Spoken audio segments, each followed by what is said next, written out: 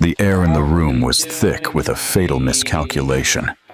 A man at the pinnacle of his game, with a world of wealth and power at his fingertips, decided to treat his young mistress to a weekend of unparalleled luxury. He booked the presidential suite at the Davila Grand Palace, the most exclusive five-star hotel in the city, a monument to old money and quiet power. He believed he had it all planned, a perfect escape, a secret kept safe within soundproof walls. He was convinced that his quiet, docile wife, a woman he saw as little more than a beautiful ornament for his home, would never suspect a thing. But he made one fatal mistake, one colossal miscalculation. He chose the wrong hotel. He walked into his mistress's arms for a weekend of sin, unaware that he was walking directly into the heart of his wife's kingdom, and straight toward his own spectacular ruin. The financial titan, Richard Armstrong, adjusted the knot of his silk tie, his reflection staring back at him from the polished obsidian of his corner office window. 45 stories below, Manhattan spread out like a circuit board, a complex web of power and money that he, Richard Armstrong, senior director of Armstrong and Capital, had utterly dominated. He was a king surveying his domain. His suit was tailored on Savile Row. The watch on his wrist was a Patek Philippe Nautilus, and the car waiting for him downstairs was a midnight blue Rolls-Royce Ghost. These were not just possessions. They were affirmations of his success, testaments to his ruthless climb up the corporate ladder. His life was a meticulously curated work of art. His penthouse apartment on Beacon Hill had been featured in architectural magazines. His 2 children were enrolled in the most exclusive private schools money could buy. And then there was his wife, Victoria, beautiful, elegant, from an old money family, though he had always privately considered her to be old money, new poverty. She was the perfect corporate wife. She ran their home with silent efficiency, hosted impeccable dinner parties, and never once questioned his long nights at the office. For 15 years, she had been a constant, predictable, and, to be honest with himself, rather boring part of his perfect life. He saw her as a valuable asset, like a blue-chip stock that paid reliable, if unexciting, dividends. A discreet tap on the mahogany door broke his reverie. "Come in," he said, his voice soft and commanding. The door opened to reveal Sarah Miller. She was 26 years old, with whiskey-colored eyes and a mane of honey-blonde hair that tumbled over her shoulders. She was a junior analyst in the Mergers and Acquisitions department, just sharp enough to be interesting, but not so ambitious as to be a threat. She was in every way the antithesis of Victoria. Where Victoria was classic elegance and quiet reserve, Sarah was vibrant, demanding, and fascinatingly transparent in her admiration for his power and wealth. She closed the door softly behind her, a playful smile on her lips. "All set for this weekend, boss?" she purred, leaning against his desk. The scent of her expensive perfume, a gift from him, filled the air. "Everything is arranged to perfection," Richard said, a self-satisfied smirk gracing his lips. He walked toward her, placing his hands on her waist. The presidential suite at the Davila Grand Palace, chilled champagne, a reservation for a private dinner at the Sapphire, and a weekend where your only job is to enjoy yourself. Sarah's eyes widened. "The Davila Grand Palace, Richard? That place is legendary. I thought it was impossible to get a suite there on such short notice." "For most people it is," he said, savoring the look of awe on her face. "But the Armstrong name still opens doors, darling. I made one call to the concierge, mentioned a potential corporate account, and they practically rolled out the red carpet." He felt a familiar surge of pride. This was his power, the ability to bend the world to his will with a single phone call. He had told Victoria he was flying to Zurich for an emergency banking conference. It was the perfect lie, plausible, important, and required him to be completely incommunicado. He had even packed a briefcase with fake financial reports, a piece of theater he found amusing. Victoria had packed his suitcase for him, as she always did, her expression placid and unquestioning. She had even reminded him to take his blood pressure medication. The irony was delicious. "And Victoria?" Sarah asked, her voice a soft whisper, a hint of insecurity clouding her features. Richard waved a dismissive hand. "She thinks I'll be negotiating with Swiss bankers all weekend. She's probably planning her schedule for the charity gala, or discussing floral arrangements with the gardener. Her world is small, contained. She would never suspect a thing." He truly believed it. Victoria lived in a golden cage he had built for her. She had her charities, her luncheons, her book club with other society wives. He funded it all, of course, providing her with a generous allowance that kept her comfortable and, he assumed, content. He had convinced himself that her lack of ambition was a sign of her satisfaction, not a sign of something hidden. She was a beautiful relic from a bygone era, a woman who didn't understand the blood and sweat of modern ambition. She had no idea how the real world, the world he dominated, worked. "Good," Sarah sighed, relaxing into his embrace. "I want you all to myself." "You'll have me," he promised, kissing her deeply. The thrill of the illicit, the sheer audacity, was intoxicating. He was Richard Armstrong. He made the rules. This weekend wasn't just pleasure. It was a celebration of his own untouchable status. He was taking his mistress to the most opulent hotel in the city, a place synonymous with the established elite, and doing it right under his wife's nose. The sheer arrogance of the act was half the fun. As he held Sarah, the image of Victoria quietly folding his shirts and placing them in his suitcase flashed through his mind. He felt a fleeting, almost imperceptible prick of something that wasn't guilt, but a vague unease. He dismissed it instantly. It was just the last vestige of a conventional conscience, and it no longer served him.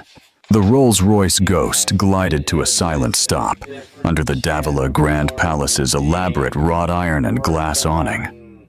A doorman, clad in an impeccable dark green uniform with gold epaulets, moved with practiced grace to open Richard's door before he even realized they had arrived. "Welcome to the Davila Grand Palace, Mr. Armstrong," the doorman said in a deferential murmur. He recognized Richard, or at least, he recognized the car and the suit. That's all that mattered.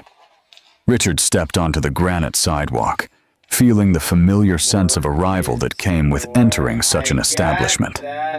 This was his natural habitat. He wasn't a guest. He was a member of the class of people for whom places like this were built. Sarah emerged from the other side, her eyes wide as she took in the hotel's facade, a masterpiece of Beaux-Arts architecture, all limestone carvings, grand arches, and imposing columns. She looked momentarily overwhelmed, a small-town girl in a land of giants. Richard found it endearing. He took her arm, his touch firm and reassuring. "Try to look like you belong here, darling," he whispered with a condescending smile. Her brief insecurity faded, replaced by a determined glint in her eyes. She lifted her chin, squeezed his arm, and together they walked through the bronze revolving doors. The lobby was breathtaking. It was a cathedral of wealth. The ceiling soared 3 stories high, adorned with a magnificent fresco of classical gods lounging in the clouds.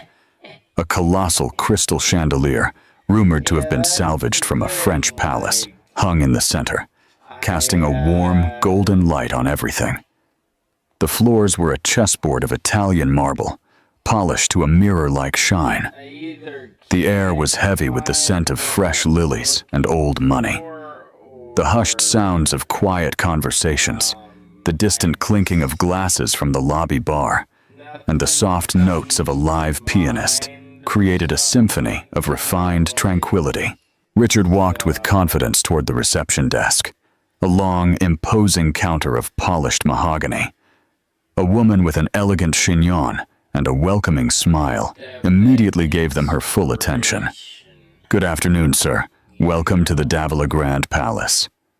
"Richard Armstrong," he announced, placing his black American Express Centurion card on the counter. "I have a reservation for the presidential suite."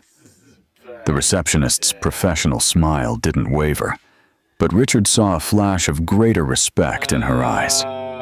The presidential suite wasn't just a room. It was a statement. It was reserved for royalty, heads of state, and captains of industry. "Of course, Mr. Armstrong. We were expecting you," she said, her fingers dancing across the keyboard. "Everything is in order. Your luggage will be brought up immediately. We also took the liberty of chilling a bottle of 2008 Dom Perignon for your arrival." "Excellent," Richard said, with a dismissive nod, his only show of appreciation. He turned to Sarah, who was trying her best to look nonchalant, but failing to hide her excitement. She was subtly taking a picture of the chandelier with her phone. He gently lowered her hand. "No photos, darling," he murmured. "It's vulgar. You're not a tourist." She flushed slightly, but put the phone away. "Right. Sorry. It's incredible." A bellhop, an older man with a perfectly straight back and a discreet air about him, appeared at their side. "Right this way, Mr. Armstrong. If you'll follow me, I'll escort you to your suite." They followed the bellhop through the lobby. The elevator was a jewel box with paneled wood and a plush velvet bench. As it ascended smoothly, the bellhop spoke in a low, respectful voice. "The presidential suite is located on the penthouse floor, sir. It has its own private elevator key for absolute discretion." He handed Richard a heavy, gold-plated keycard. "You will have a dedicated butler, Mr. Henderson, at your service 24 hours a day. He is already waiting for you upstairs." "Very well," Richard replied, his tone clipped. The elevator doors opened directly into a private vestibule. Rich, dark wood double doors stood before them. The bellhop opened them and stood aside with a flourish. The suite was even more spectacular than Richard had imagined. It was less a hotel room and more an expansive penthouse apartment. The living room had floor-to-ceiling windows, offering a 180-degree panoramic view of the city skyline and Central Park. A grand piano stood in one corner, a fully stocked bar in another. The furniture was a mixture of antique and modern design pieces, all upholstered in velvets and silks in shades of cream, gold, and royal blue. Sarah let out a gasp, releasing Richard's arm and spinning in the center of the room. "Richard, this is bigger than my entire apartment building." He laughed, a rich, self-satisfied sound. "This, my dear, is how the other half lives. No, wait. This is how the other 1% lives." The bellhop gave them a brief tour of the formal dining room, the study, the master bedroom, with its canopied bed and a bathroom that was a marble sanctuary, complete with a sauna and a jacuzzi tub with a view of the city. After the bellhop had been generously rewarded with a tip and had departed, Richard walked to the bar and poured 2 glasses from the chilled bottle of Dom Perignon. He handed one to Sarah, who was standing by the vast window, mesmerized by the view. "A toast," he said, clinking his glass against hers. "To a perfect weekend." "To us," she replied, her eyes shining with adoration. They drank the expensive champagne. Richard felt invincible. Everything was perfect. Every detail had been managed. Every contingency planned. In this suite, high above the world, he was untouchable. He had successfully compartmentalized his life. The docile wife in the Beacon Hill penthouse, the thrilling mistress in this palace in the sky. He believed he had complete control of his universe. A master puppeteer, pulling all the right strings. He had no way of knowing that one of those strings, a thread he had long considered cut and forgotten, was tied to the very foundation of the building he was standing in. Do you think arrogance always blinds power? Let us know in the comments if you believe Richard should have been suspicious of choosing the most iconic hotel in the city. The first day was a blur of hedonistic perfection. They ordered room service from a menu that seemed to have no limits, lounged in plush robes, and made full use of the suite's lavish amenities. Richard felt a profound sense of satisfaction. He had earned this. The stress of billion-dollar deals and market fluctuations melted away in the face of such absolute comfort. That evening, they had dinner at the Sapphire, the hotel's 3 Michelin star restaurant. The maitre d', Jean-Pierre, greeted Richard by name, seating them at the best table in the house, a secluded booth overlooking the restaurant's private garden. The meal was an elaborate performance of culinary art. Course after course arrived, each more exquisite than the last. Richard ordered a bottle of Chateau Margaux, which cost more than Sarah's monthly rent, and savored the way her eyes widened when he told her the price. He was putting his power on display for her, and she was the perfect audience. Throughout the night, he regaled her with stories of his corporate triumphs, of deals he had closed and rivals he had crushed. He painted himself as a modern-day titan, and she listened with rapt attention, her hand resting on his thigh under the table. He felt more potent, more alive, than he had in years. This was the validation he craved, the adoration his wife, Victoria, had never quite provided. Victoria's admiration had always been quiet, understated. It was the serene approval of a partner, not the breathless worship of a devotee. The next morning, Richard woke up late. Sarah was still asleep. He got out of bed feeling rested and content. He decided to have a steam bath in the marble bathroom before ordering breakfast. As he stepped out of the steam shower, he reached for one of the thick, heavy bathrobes hanging on a heated towel rack. It was incredibly soft, made of the finest Egyptian cotton. He slipped it on and tied the belt, his eyes scanning his reflection in the fog-free mirror. That's when he noticed it. On the lapel of the robe, embroidered in a subtle, elegant silver thread, was a monogram. It was a D, intertwined with a V. He frowned, tracing the letters with his finger. VD. What did it stand for? He vaguely recalled the name of the hotel manager. Perhaps it was the founder's last name. A vague, unidentifiable unease began to stir in the pit of his stomach. It was like hearing a single off-key note in an otherwise perfect symphony. When Mr. Henderson, the butler, arrived with a cart laden with his breakfast, smoked salmon, truffle-infused scrambled eggs, fresh pastries, and silver teapots of coffee, Richard decided to ask. "Mr. Henderson," he began, trying to sound casual. "I was admiring the hotel's branding. These initials," he said, pointing to a sheet of stationery. "VD. Is it for the hotel's founder?"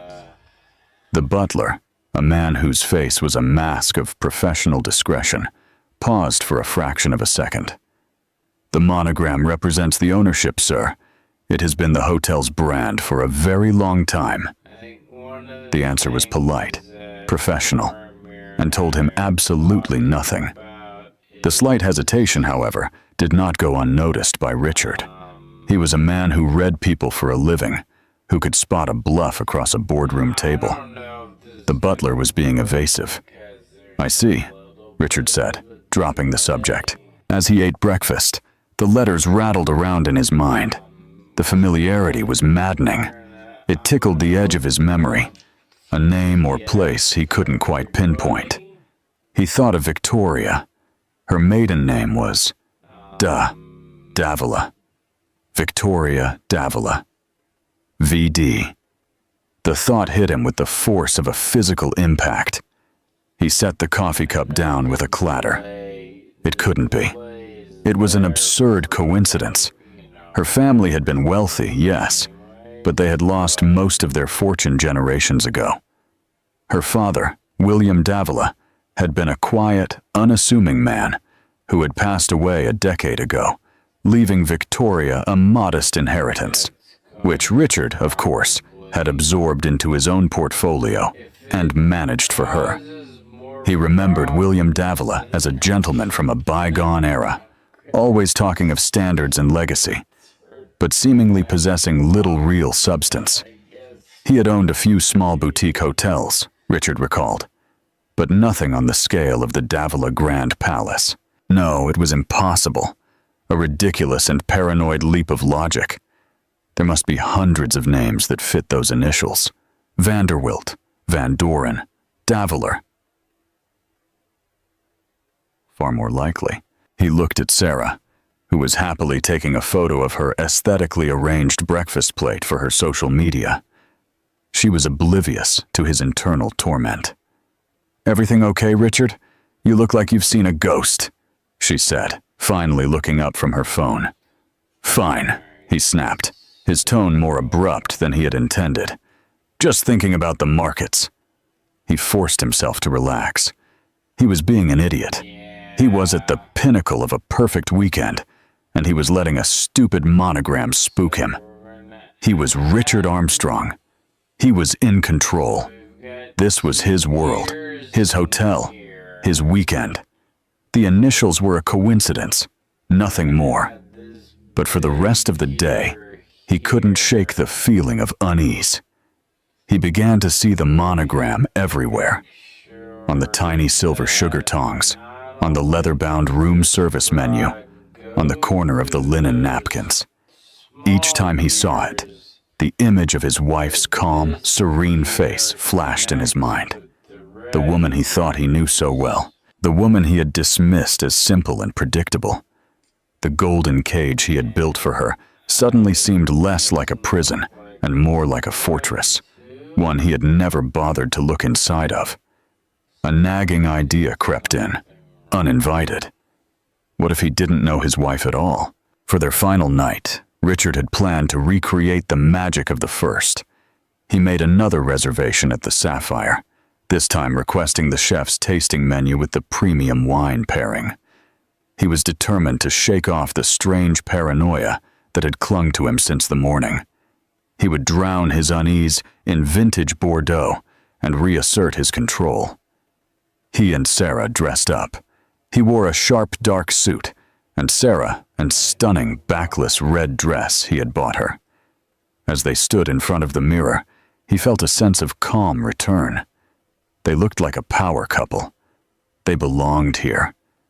The monogram was a ghost, a product of an overactive imagination. They descended to the restaurant. The private elevator once again delivered them to a world of hushed elegance. The maitre d', a polished Frenchman named Jean-Pierre, greeted them with an even warmer smile than the night before. "Mr. Armstrong, it's a pleasure to welcome you back. Your table is ready. The chef is very excited to present tonight's menu." They were led to the same secluded booth. Richard sank into the plush velvet, the familiar surroundings comforting him. He ordered a bottle of Krug champagne to start, a celebratory gesture meant to banish the last of his foolish anxieties. "You know," Sarah said, leaning forward and putting her hand on his, "this has been the most incredible weekend of my life. I feel like a princess." "You deserve it," Richard said, his confidence returning. He was being ridiculous. This was his life. He made this happen. The first courses were sublime, a delicate oyster vichyssoise, followed by seared scallops with a citrus foam. The conversation was light, and Sarah's laughter was like music, dispelling his last worries. He was about to raise his glass to toast their future when he noticed a subtle shift in the restaurant's atmosphere. A quiet energy, a ripple of tension, was spreading from the entrance. The staff, usually the picture of professional calm, seemed to be standing a little straighter. Jean-Pierre, the maitre d', was conferring in a low, urgent tone with a man in a dark suit who had a security earpiece. "Looks like a VIP is arriving," he commented to Sarah. A moment later, Jean-Pierre began to move toward their table. His expression, a carefully constructed mask of apology and deference, seemed deeply uncomfortable. "Mr. Armstrong," he began, his voice low, "my sincerest apologies for this interruption." "Is there a problem?" Richard asked, a hint of irritation in his voice. Before Jean-Pierre could answer, the source of the commotion became clear. A small group of people had entered the restaurant and were now standing near the entrance, surveying the room. At the head of the group was a woman. Richard's blood ran cold. The champagne glass in his hand suddenly felt heavy, his fingers numb. It was Victoria. She was not the Victoria he had left at home, the woman of cashmere cardigans and sensible pearls. This was an entirely different creature. She was wearing a stunning, deep navy power suit that accentuated her tall, slender figure. Her hair, usually in a soft bun, was styled in a sleek, severe cut that framed a face with an expression of icy calm and absolute authority. Her only jewelry was a pair of large diamond stud earrings that glittered like shards of ice. She was flanked by two men. One was a distinguished, older gentleman with silver hair and sharp eyes, a man Richard recognized with a jolt of horror. Arthur Peterson, the legendary and notoriously ruthless corporate lawyer who had been a close friend of Victoria's father. The other was the hotel's general manager, a man Richard recognized from photos in the hotel brochure. They stood slightly behind her, like loyal lieutenants attending to their general. Sarah, following Richard's frozen gaze, turned around. "Richard, who is that? Do you know her?" she whispered, her brow furrowed in confusion. "She looks a little bit like your—" Her voice trailed off as the reality of the situation began to dawn on her. Victoria's eyes scanned the room, calm and methodical, before landing directly on their table. There was no shock in her gaze, no surprise. There was only a cold, deliberate recognition. It was the look of a predator who had finally located its prey. The entire restaurant had gone silent. Diners were frozen. The only sound was the soft click of Victoria's heels on the marble floor as she began to walk toward them. It was the longest walk of Richard's life. Each step echoed in the cavernous silence, a drumbeat marking the seconds until his world collapsed. His mind raced, trying to formulate a lie, an explanation, an escape route. But there was none. The carefully constructed walls of his double life were not just cracking, they were vaporizing before his very eyes. He looked at Sarah, whose face had gone pale, her red lipsticked smile frozen in a grimace of terror. He looked at the other diners, their faces a mix of curiosity and pity. And then he looked back at his wife, who was now just a few feet away. In her eyes, he did not see the hurt wife he might have expected. He saw a stranger. He saw a queen who had come to reclaim her throne, and he knew with a certainty that chilled him to the bone that he was nothing more than an intruder in her kingdom. Victoria stopped at their table. She didn't look at Sarah. All her focus, cold and undivided, was on Richard. The scent of her perfume, a subtle, costly fragrance he hadn't smelled on her in years, reached him.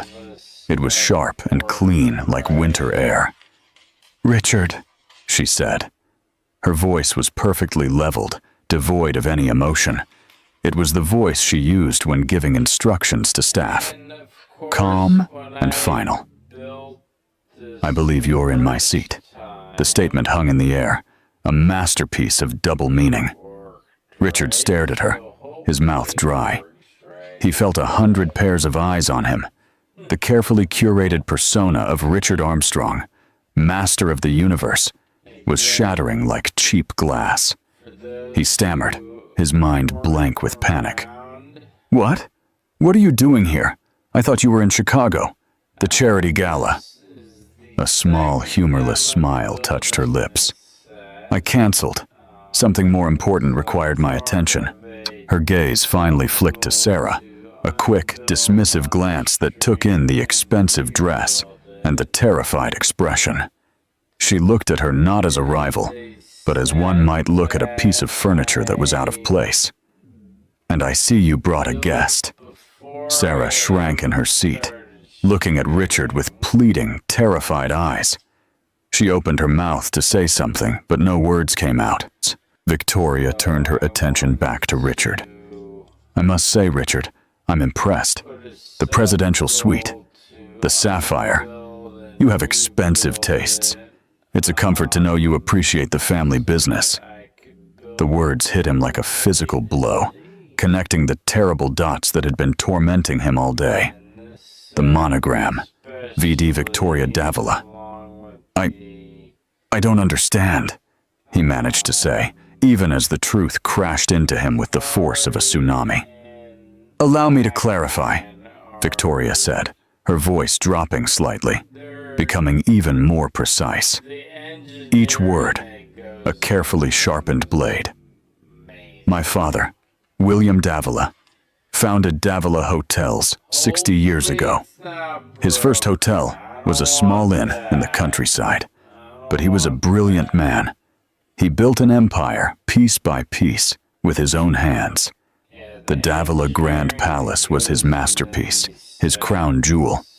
When he died, he left me his entire controlling interest. All of it. To me. She paused, letting the information sink in. The entire restaurant was listening, captivated by the real-life drama unfolding before them. For 10 years, she continued, I allowed a board of trustees, hand-picked by my father, to manage the day-to-day operations of the company. I preferred a quiet life. I wanted to raise my children. I wanted to be a wife. I trusted that the world my father built was in good hands, and I trusted my husband. Her eyes bore into him, and for the first time, he saw a flash of the immense pain he had caused her. But it was immediately suppressed, replaced by a will of tempered steel. But recently, I decided it was time to take a more active role. As of last Monday, at the annual shareholders meeting, I dissolved the board of trustees and assumed my rightful position. I am the sole acting president of Davila Hotels, which owns this hotel, and 117 others around the world. The monogram you have been seeing everywhere doesn't stand for anything else. It stands for Victoria Davila. Welcome to my hotel, Richard. The silence in the room was absolute.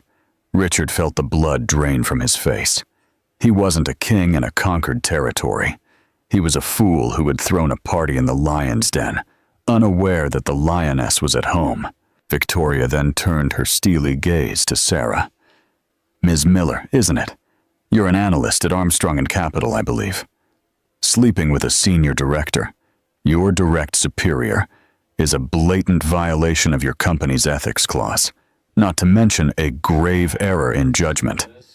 Consider your employment terminated. Mr. Peterson has already contacted your firm's head of human resources and their board. I wouldn't bother going into the office on Monday.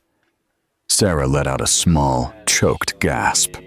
Her dream weekend had turned into a career-ending nightmare. Finally, Victoria turned back to the man she had been married to for 15 years. As for you, Richard, our joint bank accounts, which contain the funds from my family's trust that you so generously offered to manage for me, have been frozen. The locks on the Beacon Hill penthouse have been changed. Your belongings are being packed as we speak and will be sent to your office. Don't bother going home. You're no longer welcome there. She pulled a single document from her handbag, placing it on the table between Richard's plate and his wine glass. These are divorce papers drafted by Mr. Peterson.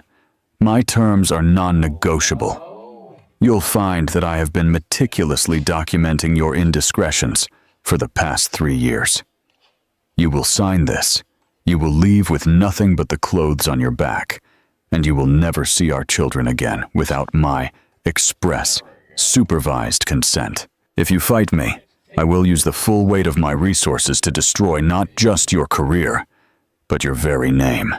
I will make sure the Armstrong name is synonymous with humiliation and failure in every financial circle in the world. Am I making myself clear? Richard could only stare at her, speechless. The woman he had condescended to, underestimated, and dismissed as a decorative object had just systematically dismantled his entire life in less than 3 minutes in a public forum with the cold precision of a surgeon. With that, she turned away. "Jean-Pierre," she said to the maitre d' who stood nearby, pale and rigid. "Please see that Mr. Armstrong's guest is escorted from the premises, and present Mr. Armstrong with the bill for his stay, in full. He will be paying with his personal card." She gave Richard one last, lingering look. It was a look of finality, of an old chapter closing, and a new one beginning. There was no hatred in it, only a deep, chilling indifference.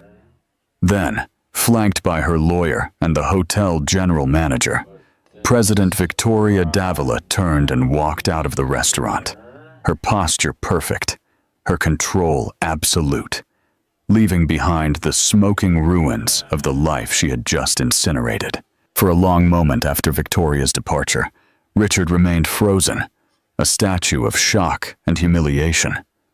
The silence in the restaurant was finally broken by a muffled sob from Sarah. She pushed her chair back, her face a mess of smudged mascara and disbelief.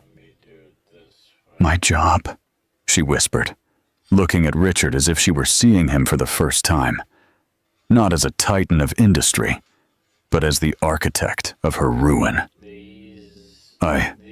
I thought it was," he stammered, the words feeling like ash in his mouth. 2 discreet but firm security guards materialized at their table. Jean-Pierre, the maitre d', approached, his face a mask of professional regret. "Miss," he said softly to Sarah, "if you would be so kind as to come with us." Sarah looked wildly from the guards to Richard, but he offered no help. He couldn't even meet her eyes. Humiliated, she grabbed her small clutch purse and allowed herself to be led away, her red dress a stain of shame against the muted tones of the restaurant. The moment she was gone, Jean-Pierre placed a leather-bound folio on the table. "Your bill, Mr. Armstrong." Richard stared at it, numbly. He opened it. The figure inside was astronomical. The suite, the room service, the vintage wines, the chef's tasting menus. It was a sum that would make most people gasp, but to him, it should have been trivial. He pulled out his wallet, his hands trembling slightly. He handed Jean-Pierre the black American Express card. He returned a minute later, his expression even more pained. "My apologies, sir. The card has been declined." "What?" Richard scoffed. "That's impossible. Run it again." "We have, sir. 3 times. It appears the account has been suspended." Of course, the joint accounts. Victoria hadn't just frozen them. She had likely canceled his supplementary cards. He fumbled for another card, a corporate visa. "Try this one."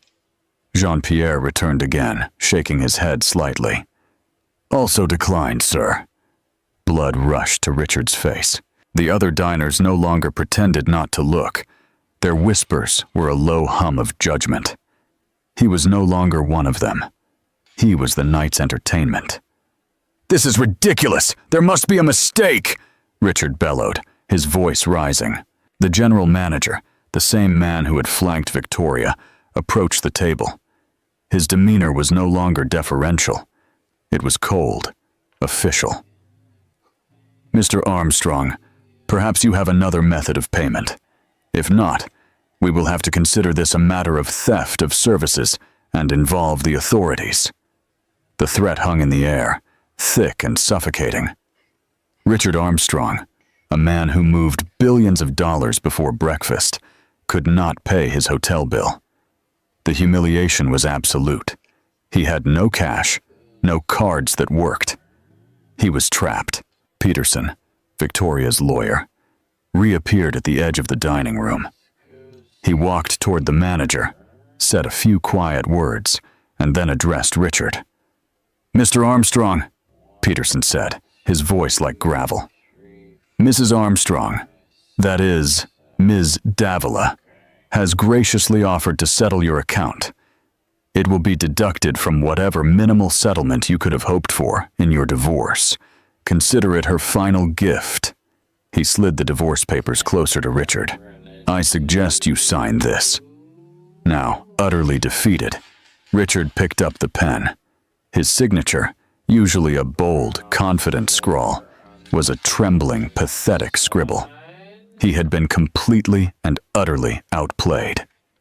"Now," the general manager said, his voice hard, "you have 10 minutes to collect your belongings and vacate the premises. Security will escort you." The walk of shame from the restaurant, through the grand lobby, and to the elevator was unbearable. Every glance from a guest, every look from a staff member, felt like a physical blow. The deference and respect were gone, replaced by scorn and cold indifference. In the suite, his things had already been thrown haphazardly into his suitcase by a stony-faced butler. 10 minutes later, Richard Armstrong was standing on the sidewalk outside the Davila Grand Palace, the very place where he had arrived feeling like a king just 24 hours before. The doorman who had greeted him so warmly now looked right through him.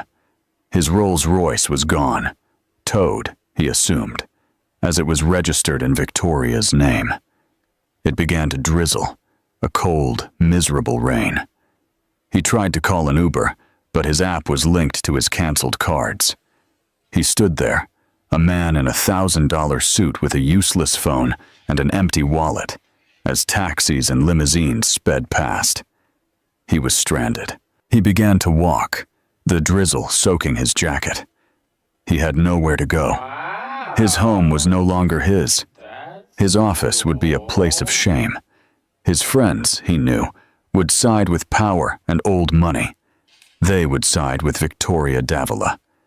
The news of this spectacular humiliation would travel through their circles at the speed of light. He found a payphone, a relic from another era, and used the few coins he had in his pocket to call his only remaining ally, a junior partner at his firm named Kevin. "Kevin, it's Richard. I'm in trouble. A real mess." He tried to explain, but his story came out as a panicked, incoherent babble. Kevin listened, and when Richard was done, there was a long pause. "Richard?" Kevin said, his voice tight. I just got an email from the board. It's about you. They're calling an emergency meeting for Monday morning. Richard, they're invoking the morality clause. Victoria's lawyer sent them a full dossier. Photos, bank statements, everything. They're going to fire you." The receiver slipped from Richard's numb fingers, clattering against the metal of the phone booth. It was over. All of it. In a single night, he had lost his wife, his children, his home, his mistress, his jabot, and his fortune. Victoria hadn't just defeated him. She had erased him. He looked up at the glittering penthouse suite of the Davila Grand Palace, a beacon of power high above the city. He had flown too close to the sun, not realizing that the sun was his wife. And now he was in freefall, with no land in sight. 6 months later, the world had moved on, and Richard Armstrong had been left behind. The name that once inspired respect on Wall Street was now a cautionary whisper, a ghost story told to ambitious young associates about the dangers of hubris. As Victoria had promised, her victory was not just a defeat for him. It was a complete and total erasure. The emergency board meeting at Armstrong and Capitol had been a formality, a clinical and swift execution. His office was cleared out before he even had a chance to process his firing. The morality clause, a piece of corporate jargon he had never given a second thought, had become the guillotine that separated him from his life's work. His new reality was a suffocating blanket of anonymity and failure. The Beacon Hill penthouse was replaced by a walk-up apartment in Queens, a place that smelled of damp and his neighbors cooking. The floor-to-ceiling windows that had offered panoramic views of the city were now a single, grimy pane, looking out on a graffiti-covered brick wall. The silence of his old life, a silence of refined luxury, was replaced by the constant noise of sirens, arguing neighbors, and the rattling groan of the ancient radiator. He sold the Patek Philippe, then the cufflinks, then the art collection he had been so proud of. Each sale, a small death that chipped away at the man he used to be, until only a hollow shell remained. He now worked at a small, faceless financial services firm called Apex Solutions, a name so generic it was insulting. His corner office was a cramped cubicle under the glare of flickering fluorescent lights. He, who once moved markets with a single phone call, now spent his days doing data entry and compliance checks that were once done by interns whose names he never bothered to learn. His boss was a man 15 years younger than him, a cocky, ambitious graduate who treated Richard with a barely veiled contempt, fully aware of who he used to be and reveling in his fall from grace. His nights were the worst. The profound isolation was a physical presence in his small apartment. He had tried calling old friends, the men he had shared cigars and 100-year-old scotch with. The calls went unanswered. The few who did pick up were brief and cold, making excuses before quickly ending the conversation. He was a liability, a social pariah. His new apartment was haunted by the ghost of his old life, self-pity a poison he drank every night, along with bottom-shelf whiskey. While Richard sank into the mire of his own making, Victoria ascended. As she took over her role as president of Davila Hotels, she was not just competent, she was formidable. The years of quiet observation, of being underestimated and dismissed, had forged her into a shrewd and decisive leader. One afternoon, in the main boardroom on the top floor of the Davila Tower, she was presenting her signature proposal, the Davila Green Initiative. It was a multi-million-dollar, decade-long plan to make the entire hotel chain carbon neutral, focusing on sustainable sourcing, renewable energy, and community investment.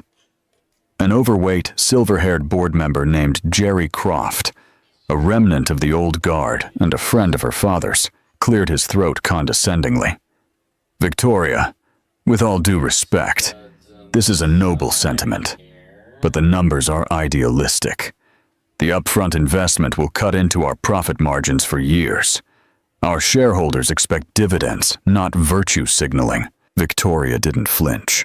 She met his gaze with her calm, steady eyes. Thank you, Jerry. I value your traditional perspective. The word traditional was delivered with surgical precision, making it sound synonymous with outdated.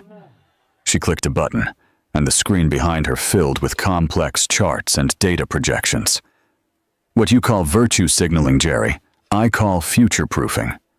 Our key demographic, travelers under 40 with significant disposable income, are increasingly making decisions based on corporate ethics and sustainability.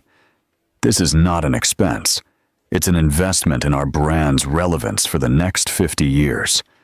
My projections show that while we will see a 5% dip in net earnings for the first 18 months, the positive press, increased brand loyalty, and government tax incentives will lead to a projected 15% growth in market share within 5 years. We will not just be a luxury brand.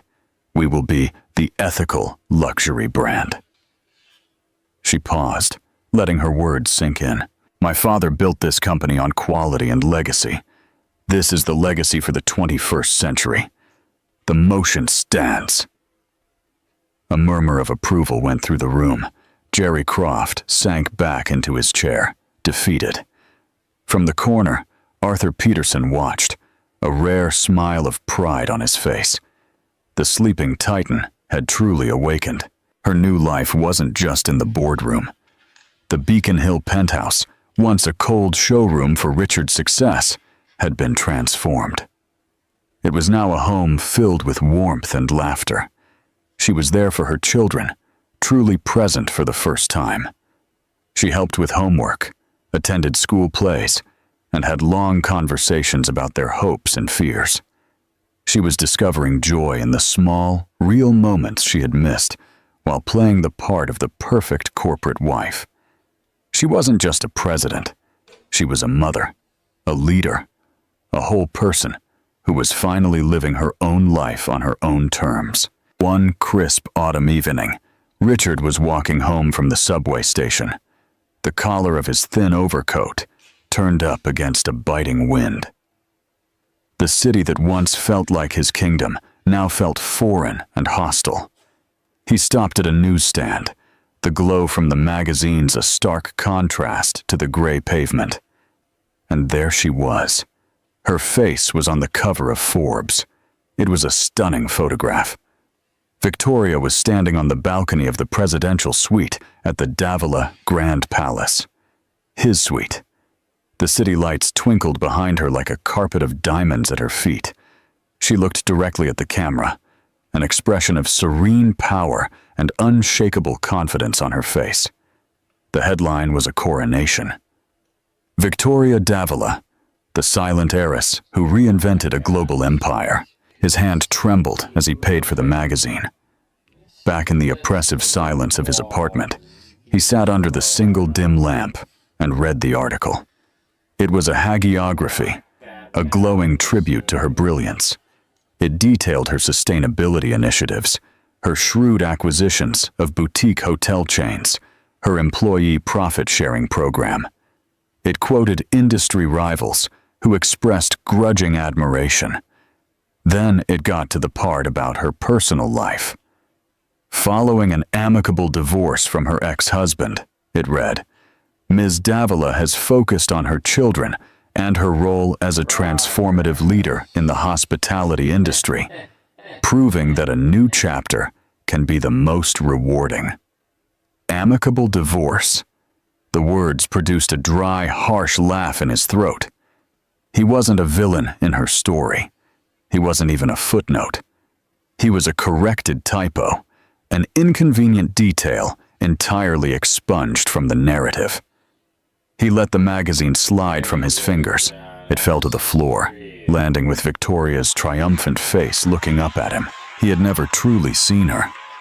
He had looked at her every day for 15 years and had only seen a reflection of his own success, a beautiful, passive accessory. He had failed to see the sharp mind, the patient heart, and the core of Davila steel that ran in her veins. He had thought he was the master of his universe, a sun around which everything revolved. But he had only been a minor moon orbiting a star. And he had been foolish enough to think that his own dim light was the source of all power. He got up and walked to the window, staring at the dark, unforgiving brick wall that was his horizon. He imagined her standing in her office at the top of the Davila Tower, looking out at the endless, glittering expanse of the city, a city that was now hers to conquer. High above, a new dawn had arrived for Victoria Davila, bright and full of promise. For Richard Armstrong, left in the darkness below, it was a permanent and deeply deserved twilight. Richard Armstrong learned the hardest lesson of all. The person you most underestimate may be the one holding all the cards. He saw his wife as part of the decor of his perfect life, only to discover that she owned the entire building. And he was just a temporary guest who had overstayed his welcome. Victoria's story is a powerful reminder that strength isn't always loud. Sometimes, it's the quiet, patient force that waits for the perfect moment to reclaim its power. It's a tale of justice, empowerment, and the spectacular consequences of betrayal. If you were captivated by Victoria's incredible journey from a silent partner to a reigning president, make sure to hit that like button to show your support. What did you think of Richard's stunning downfall? Tell us your opinion in the comments. Share this story with someone who loves a tale of epic revenge and empowerment.